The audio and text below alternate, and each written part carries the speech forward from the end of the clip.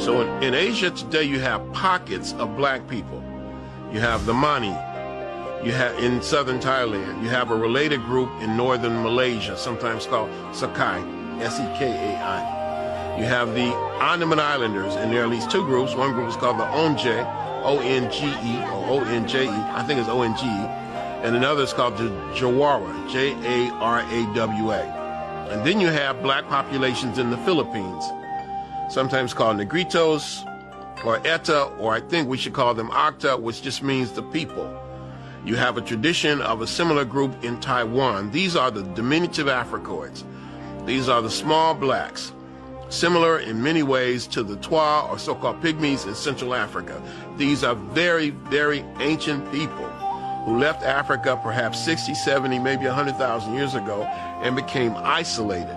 The Padang people, that's a group of people in Asia, and the women have these rings that they wear on their necks that's identical to an African tribe of women in East Africa who wear the same type of rings on their necks. So this just shows that the African-Asian connection is still there. They still carry on some of the African cultures and traditions in certain parts of Asia. I once had a professor of mine working on my doctorate tell me that she went to Japan and they went into the mountains of Japan. Now, this isn't a conscious woman by most definitions, but she couldn't wait to come back and tell me this. She said, Umar, I was in Japan. We went up into the spiritual temples of Japan, and we sat down in one of the temples waiting for the priest to come out and teach us a little bit about what they believe and what they stand for. She said, Umar, they walked out of the temples and their skin was just as black as ours. They had gray afros because they were elders. Now, she said the phenotype looked like the modern Asian. But she said the skin was black and they had gray afros, hair standing up on top like Don King. And she said it totally overcame me. They sat down and they began to talk. And she said, I couldn't believe these were black men. They were Japanese, but they were black men. When I went over to Indonesia, I went there at night and I would see billboards of very light-skinned Asian Indonesian people. And then when I went to my hotel, I would go and watch these movies and I would see these very, again, light-skinned, pale-skinned Indonesian Asian people. But the next day when I went out into the streets of Indonesia, everybody was either my color or darker. I didn't see one person who looked like these people that were on the billboards and on television. So they would pick and choose and get the whitest looking Asian people to promote in the media over there. And when I walked around Indonesia, I saw people like jet black, dark. I ran into a couple of people with afros. I saw one Asian brother, full-blooded Asian guy with an afro, and I had to stop him. I said, brother, where are you from? And the brother was like, I'm from here, right here in Indonesia. So that African presence, that African phenotype is still throughout Asia to this day. Look at the Buddha's hair. No Chinese person's hair looked like that. The Buddha has knotty hair. Every time you see the Buddha, his hair is knotted. Just a thought. There's a painting called the Nambam painting of the Portuguese when they first go over to Japan. And when you look at this painting, the painting was made in around sometime in the 1500s, and it was the first eyewitness account of what they saw. Many of the Asian people there were dark-skinned, and half the people who were supposed to be Portuguese were dark-skinned. There's a tradition begun by a man named Alexander Francis Chamberlain, at least in April 1914, in a publication called the Journal of Race Development. And I can quote him almost exactly. And he says, and even in far-off Japan, we can find traces of the ancient Negro. For when the Japanese armies in the 8th century, now here I'm paraphrasing, when the Japanese armies in the 8th century were fighting their traditional enemy, the Ainu, they were led by a famous Negro general named Sakanoye Tomomiraro. And this man became the first shogun in Japanese history.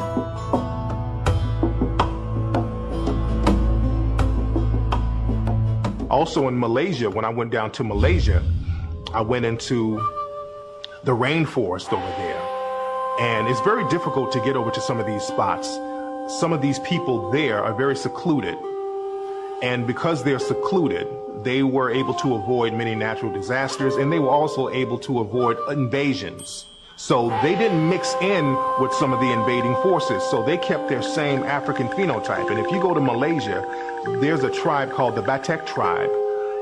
And they look like an African tribe. If you go there, they have woolly hair, African nose, lips, everything about these people looks like an African tribe.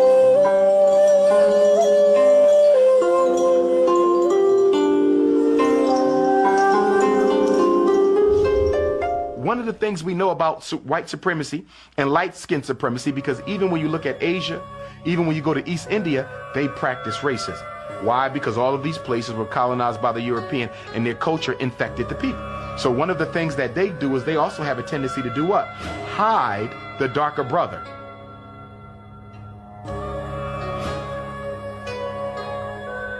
As a matter of fact, there was an incident that happened with Miss Fiji.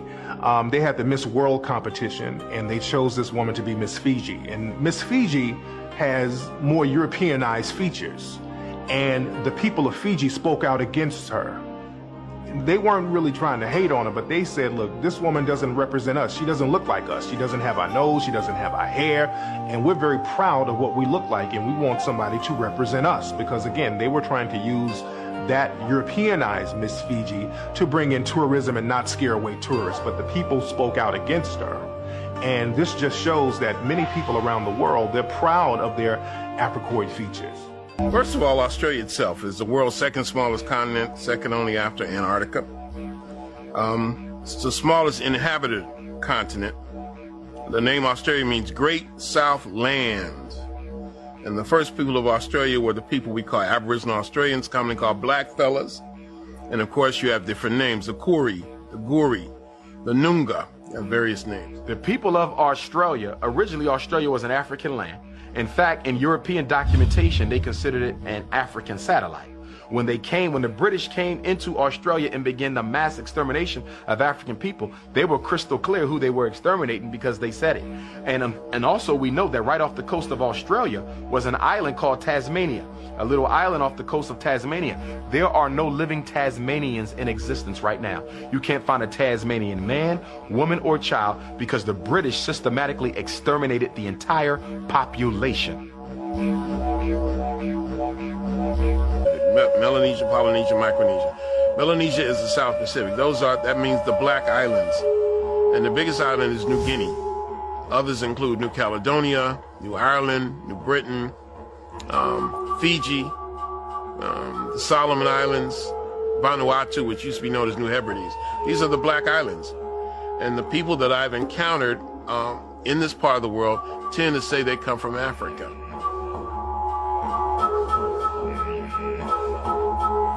People tend to have very, very Africoid features, dark skin, tightly curled hair, large afros, we call them today. Many of them say they come from Africa, especially in Fiji.